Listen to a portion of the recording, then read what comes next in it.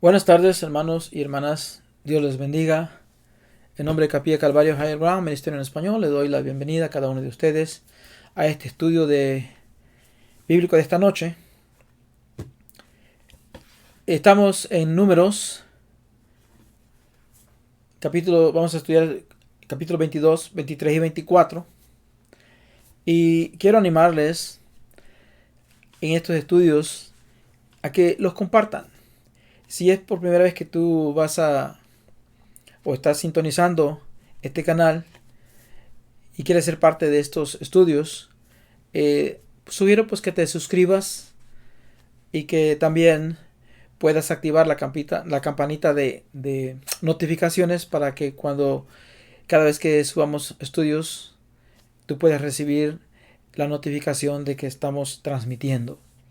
Bien, vamos a comenzar entonces el estudio de esta noche. Vamos a orar primeramente para poner la palabra de Dios ante su presencia. Bendito Padre, venimos ante tu presencia, Señor, te damos la gloria y la honra a ti, bendito Padre. Bendice tu palabra que va a ser expuesta a través de este estudio de esta noche, Señor. Pedimos que nos ayudes, que nuestra mente y nuestro corazón estén exhortos en tu palabra, bendito Padre. Bendice a cada uno que es partícipe de este estudio, Señor, tanto presencialmente como también a través de en línea, Señor. Gracias, bendito Padre, en el poderoso nombre de Cristo Jesús. Amén. Bien. Capítulo 22 de Números.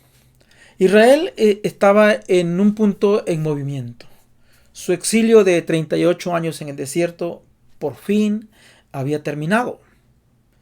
Ahora continuaban avanzando hacia la tierra prometida.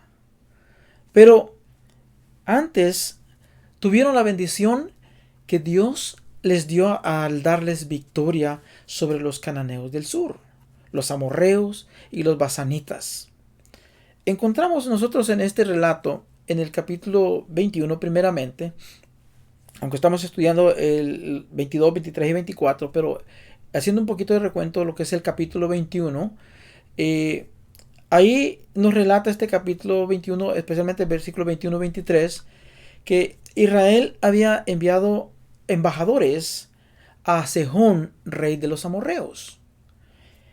Y el mensaje era que iban a pasar por sus tierras, que no iban a entrar por donde estaban los sembrados, ni por las viñas, ni tampoco iban a beber las aguas de sus pozos. Sencillamente dijeron, el mensaje era que vamos a pasar por el camino real hasta que pasemos todo su territorio. Israel intentó pues una acción diplomática para poder pasar por sus territorios. No había un plan de conquista sobre esta amorreos. Pero ¿cuál fue la respuesta? Bueno, Sejón no dejó pasar a Israel. No los dejó pasar por su territorio, sino que más bien juntó su gente, todo su pueblo, y salió contra Israel en el desierto. Y vino a Jahazá y peleó contra Israel. Entonces, no le quedó otra opción a Israel sino tener que hacerle frente a estos agresores en una lucha por la dignidad de Israel. Y el pueblo de Dios, al prevalecer sobre los amorreos, convierte esta victoria en la primera ocupación por parte de los israelitas al oriente del río Jordán. Esto a la vez les sirvió de preparación para la lucha que les esperaba con los poderosos cananeos. Entonces, estos son los antecedentes. Por eso, cuando ya llegamos nosotros al capítulo 22 de Números, cuando los moabitas oyeron que los amorreos habían sido conquistados, dice la escritura que se aterrorizaron. La poesía, como una expresión de cultura, es expuesta en este texto y refleja precisamente la angustia del pueblo, reconociendo la fortaleza de Israel como un buey que no deja tramo sin lamer. Dice Números 22:4, y dijo Moab a los ancianos de Madián, ahora lamerá esta gente todos nuestros contornos, como lame el buey la grama del campo. En un sentido, el temor de Balac era completamente lógico. Pero no había necesidad de su angustia si tan solo hubiera conocido y creído la palabra de Dios. Y así no habría habido razón por la cual temer.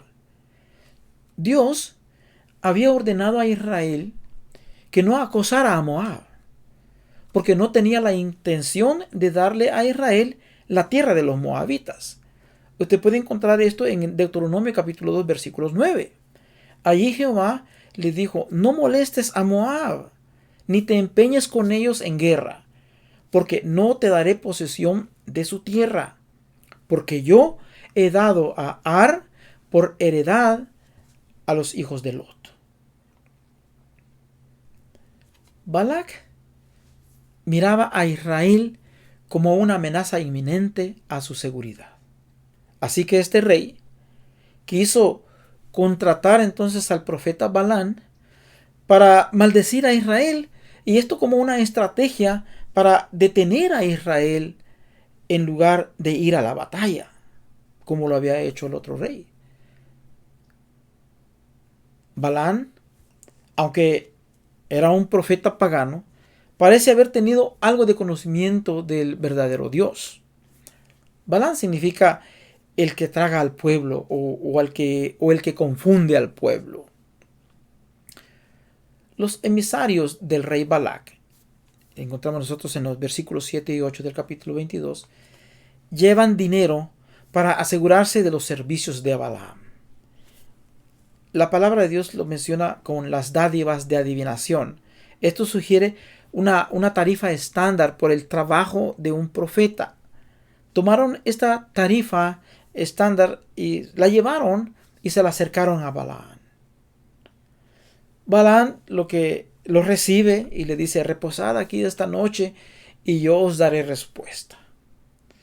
La primera transigencia de Balaam fue evidente cuando invitó a estos hombres a reposar aquí esta noche. Él sencillamente hubiera dicho: ¿saben qué? No lo voy a hacer. Pueden irse por donde vinieron.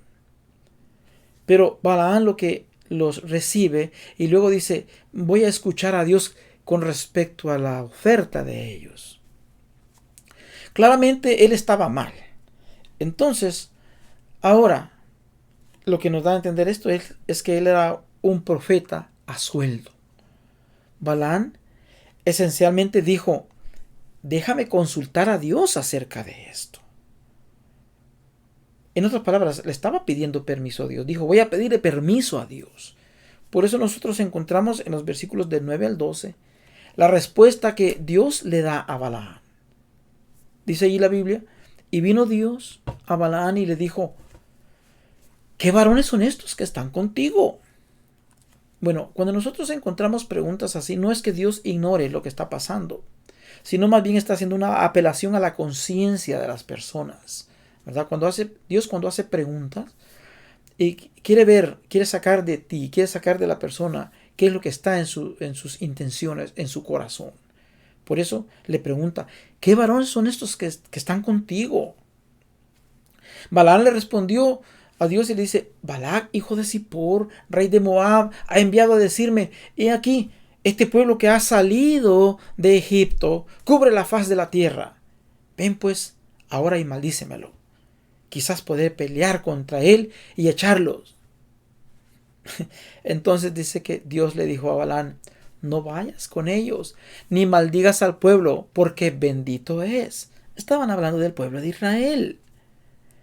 Dios no tenía la obligación de responder a un corazón evidentemente egoísta como el de Balaam. Pero en misericordia, Él respondió advirtiendo a Balaam que no tuviera nada que ver con esos hombres.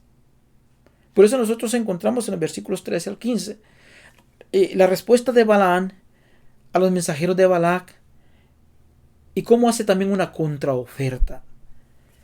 Al parecer, Balac no se da por vencido. ¿Por qué? Porque estos príncipes regresaron con el mensaje de Balaam. Pero ¿qué es lo que hace Balac? Envió a otra comitiva, a otros príncipes más ricos. Quiere decir esto, con más dinero. Y encontramos nosotros en los versículos 16 a 17, los mensajeros de Balac le aumentan la oferta a Balaam. Balaam considera la oferta de los mensajeros de Balac. O sea, era un negociador, este individuo. traficante de la fe. Versículos 20 a 21 dice que finalmente pues Dios le permite que Balaán vaya con los mensajeros de Balac, pero que hiciera solo lo que él, o sea, solamente lo que Dios le mandara. Pero esto es como lo que conocemos hoy en nuestros tiempos como la psicología inversa, ¿verdad? Esta es una técnica de intervención paradójica. ¿Ok? Cuando se utiliza esta estrategia, estamos de modo consciente intentando influir en la persona para que realmente haga lo que nosotros deseamos, expresándole lo contrario de lo que en realidad deseamos obtener.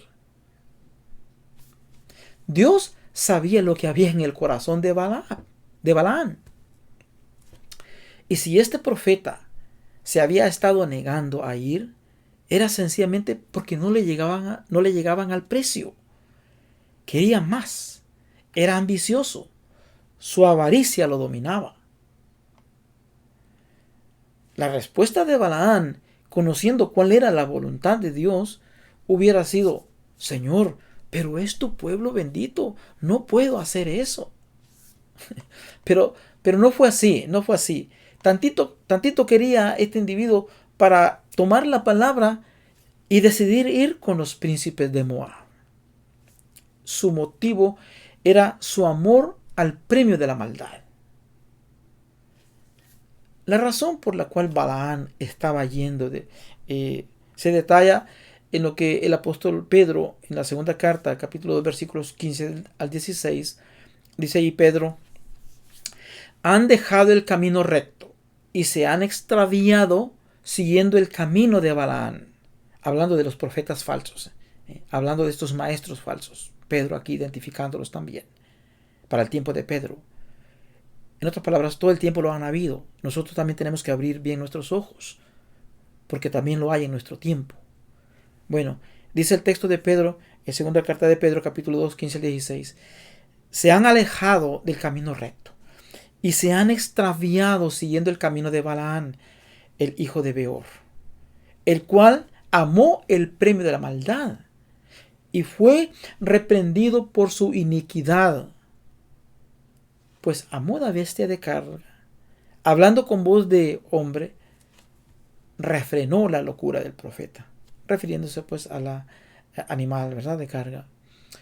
Los falsos maestros, estos falsos profetas, siguen la senda de Balaán, es lo que nos dice la Biblia.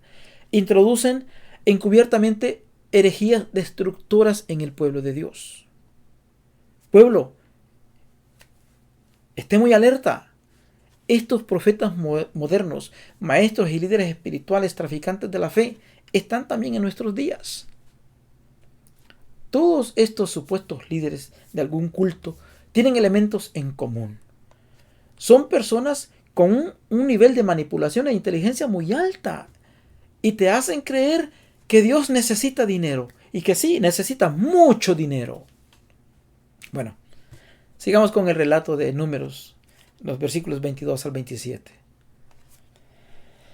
El mensaje de Dios a Balaán a través del ángel de Jehová. Dice el versículo 22, que la ira de Dios se encendió porque ahí tranquilito iba Balaán, pero se le aparece el ángel de Jehová y se le puso en el camino como adversario suyo. Iba pues él montando sobre su asna. Ahí van los dos burros. Bueno, iba montando él sobre su asna, pero iban con él dos criados suyos.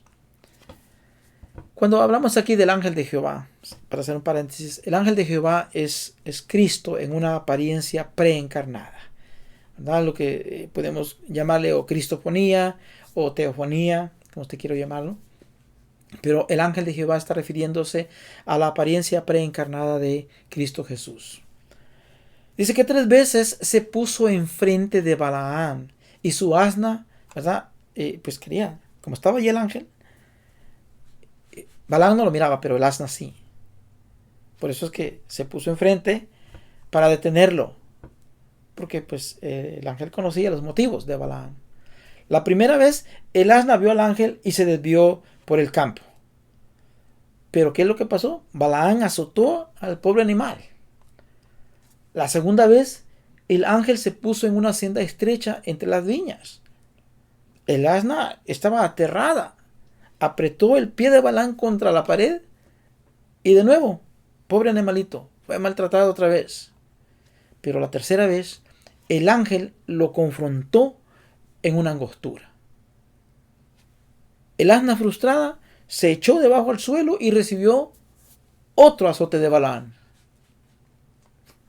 Aún es el asno, ¿verdad? Esta asna, símbolo de obstinación, sabía cuándo detenerse. Pero el profeta obstinado y de voluntad fuerte no quería hacerlo. Estaba obstinado en cumplir su misión. Encontramos nosotros del versículo 28 al 40 que a asna se le dio pues el poder de hablarle a Balaán. ¿Por qué? Porque estaba allí el ángel. Cuando se le aparece pues entonces aquí el ángel con una espada. Balaán sencillamente explica, pero sencillamente estaba desobedeciendo. Pero el ángel finalmente permitió al profeta ir a Balac, pero hablar solo la palabra que Dios le diera. Después de encontrarse con Balaán, entonces Balac al recibirlo ofrece sacrificios a su Dios. Ahora nosotros leemos en el capítulo 22 del 41 en adelante los oráculos de Balaam. Dice el versículo, dice que al día siguiente Balac, el rey, llevó pues a Balaam a una montaña alta, Pisga se llama esta montaña, donde miraba las tiendas de Israel, es decir, podría divisarse el campamento de Israel. Como queriendo decir, mira, allá está tu objetivo. Ese es el pueblo que yo quiero que maldigas. ¿Para qué? Para que cuando yo lo ataque, ¿verdad? No pueda prevalecer. Las intenciones de Balac siguen siendo las mismas, pues. Que Balaam maldijera a Israel.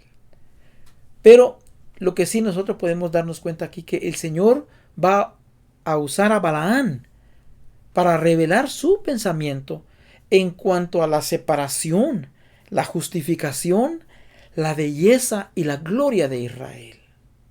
Por eso, en este capítulo 23 y el 24 contiene 4 declaraciones memorables de Balaam en cuanto a Israel. Finalmente este individuo termina haciendo la voluntad de Dios. Las primeras 3 fueron precedidas por la ofrenda de 7 becerros y 7 carneros como holocausto. El primer oráculo expresó la incapacidad de Balaam de maldecir al pueblo que Dios no maldijo, porque Dios no iba a maldecir a su propio pueblo. Pronosticó una vida de separación para Israel de las naciones gentiles e innumerables descendientes. Mostró también a Israel como una nación justa cuyo destino sería algo codiciable, expresado en la parábola del versículos 7 al 10. Y nosotros podemos encontrar en este relato, porque está escrito en una forma de parábola, es decir, dentro de lo que es el folclore y la poesía del pueblo de Israel. Por eso en el capítulo 23, versículos 7 al 10, encontramos nosotros este relato. Pero finalmente, Balac protesta por eso. Su protesta no se hizo esperar al escuchar lo que Balaam estaba diciendo. Pero contra esta condición no sirvió de nada. Por eso Balac, encontramos en otro versículo 11 del capítulo 23 que le dice, ¿qué me has hecho? Te he pagado, en otras palabras, te he traído para que maldigas a mis enemigos. Y aquí has preferido dar bendiciones. Lo que pasaba era que el profeta había hablado las palabras que Dios le puso en su boca. Aunque el profeta estuviera queriendo decir una maldición, lo que salía de su boca era una bendición que Dios le estaba poniendo. Por eso vemos nosotros en el capítulo 23 del 16 al 26. Encontramos nosotros ahí el segundo oráculo. Aseguró a Balac que la bendición original de Dios sobre Israel no había cambiado. Dios no cambia en ese aspecto, ¿verdad? La bendición que había dado a Israel. El Señor soberano Jehová estaba con Israel. El pueblo podía clamar con júbilo porque Él reinaba como rey entre ellos. Dice el versículo 21, que Dios reinaba ahí con ellos. La tercera vez que le habla Balac, trató de sacarle una maldición a Balaam. De alguna forma él quería de todas maneras que Balaam maldijera al pueblo. Por eso lo lleva a otro monte, lo lleva a monte Peor, y ahí le fue peor. Capítulo 24, versículo 1 al 2. Teniendo en cuenta y percibiendo que Dios estaba decidido a bendecir a Israel, Balaam ya no buscó ningún mensaje de maldición, porque él ya había visto, ya estaba experimentando lo que Dios estaba haciendo en su mismo cuerpo, porque aunque él quería preferir alguna maldición, sencillamente lo que salía de su boca era una bendición, porque Dios estaba obrando en él.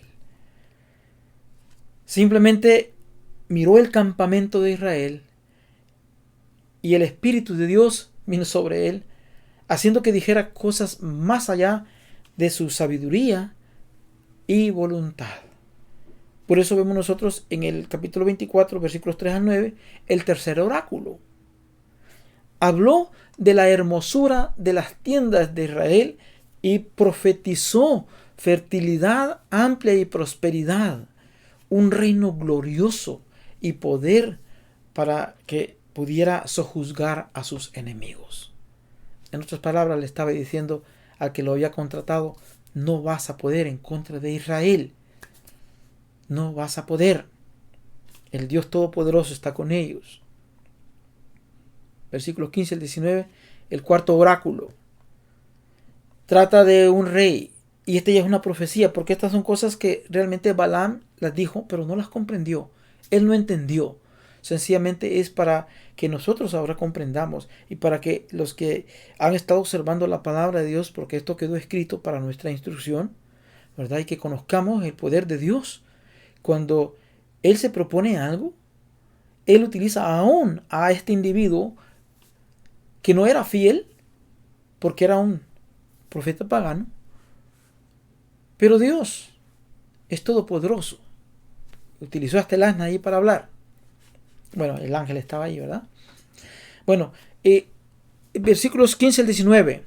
Trata de este rey, dice ahí, estrella o cetro, que se levantará en Israel para conquistar a Moab y a todos los hijos de tumulto, y a Edom, que también iba a ser subyugado por este futuro gobernador.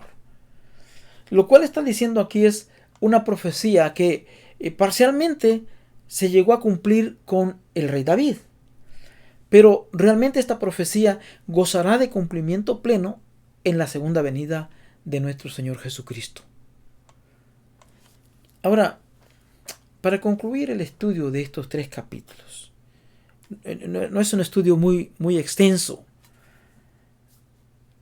pero aunque son 3 capítulos, ¿verdad? Pero son esenciales que nosotros podamos examinar bien. Entonces, para concluir el estudio de estos 3 capítulos de Números esta noche, a manera de que nosotros podamos reflexionar acerca de estos relatos, la historia y el carácter de Balaam han proporcionado suficiente material para muchos estudios teológicos y éticos. Usted puede examinarlos, repítalos y búsquele, que le puede encontrar, especialmente si se enfoca en lo que es su carácter y su conducta. Aunque sabemos que eso es algo desconcertante, pero no son más que los muchos de nuestro tiempo. Es decir, si usted se pone a comparar, también en nuestro tiempo tenemos a nuestro alrededor individuos con el mismo carácter y conducta de Balaam. Lo vieron en el tiempo del apóstol Pedro, cuando escribió también la segunda carta de Pedro. Balaam tenía conocimiento del Dios verdadero, como muchos hoy en día también lo pueden tener. también disfrutaba el regalo de la inspiración de Dios. Era un hombre que también tenía fama. Todo esto puede no servir para nada en nuestra salvación, pero sí puede pervertir hasta los peores fines. Él conocía a Dios, pero no lo amaba, porque amaba más la paga de la injusticia.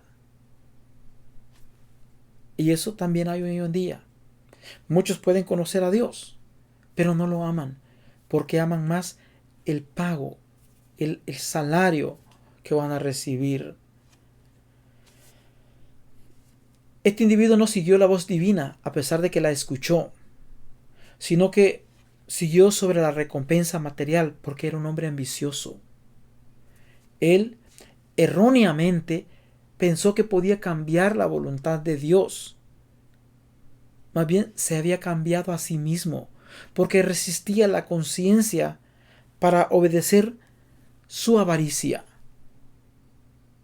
Por eso tenemos que tener mucho cuidado, porque esas cosas también pueden pasar en nosotros, especialmente aquellos que son maestros, aquellos que son líderes, aquellos que tienen que hablar de la palabra, que sabemos que todos hemos recibido el mandato de proclamar la palabra. Es un mandato a todo creyente, no es una sugerencia.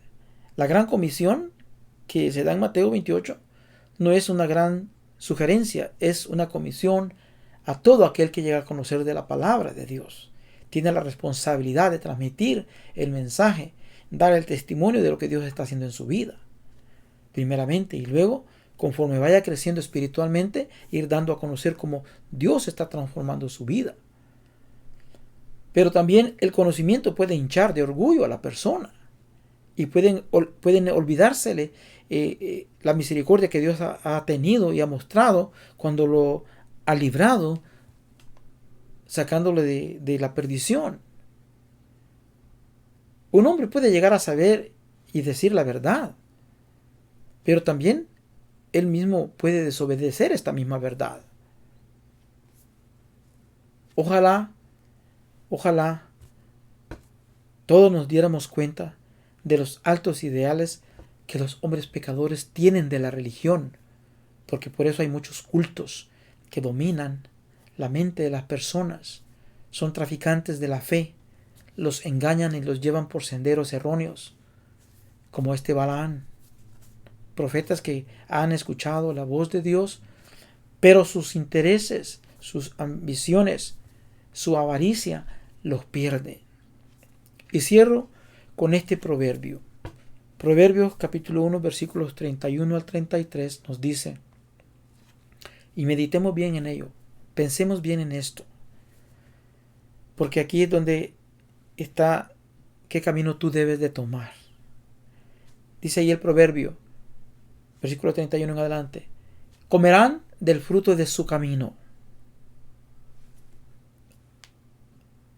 y serán hastiados de sus propios consejos, porque el desvío de los ignorantes los matará, y la prosperidad de los necios los echará a perder. Mas el que me oyere habitará confiadamente. Sí, esta es una advertencia, porque este conocimiento de los falsos profetas, este conocimiento de los falsos maestros, llevan a perdición. Por eso el versículo 23 enfatiza: mas el que me oyere, está hablando ya de aquel que escucha realmente a Dios, habitará confiadamente, y dice, vivirá tranquilo y sin temor del mal. Piensa y medita en esto, hermanos. Pensemos y meditemos en estas palabras, porque precisamente en nuestro tiempo está la orden del día. Los falsos profetas, los falsos maestros, que con las falsas bendiciones y promesas de prosperidad solamente material, se olvidan de la prosperidad espiritual. Dios quiere prosperarte, sí, pero la primera opción es la prosperidad espiritual. Busca primeramente el reino de Dios y su justicia, y todas las demás cosas, hablando de la prosperidad material, vendrán por añadidura. Por eso prestar atención a la palabra de Dios es muy importante. Como dice, ¿verdad? Mas el que me oyere habitará confiadamente y vivirá tranquilo sin temor del mal. Que Dios les bendiga, mis hermanos, y que tengan una noche de mucha bendición. Dios les bendiga.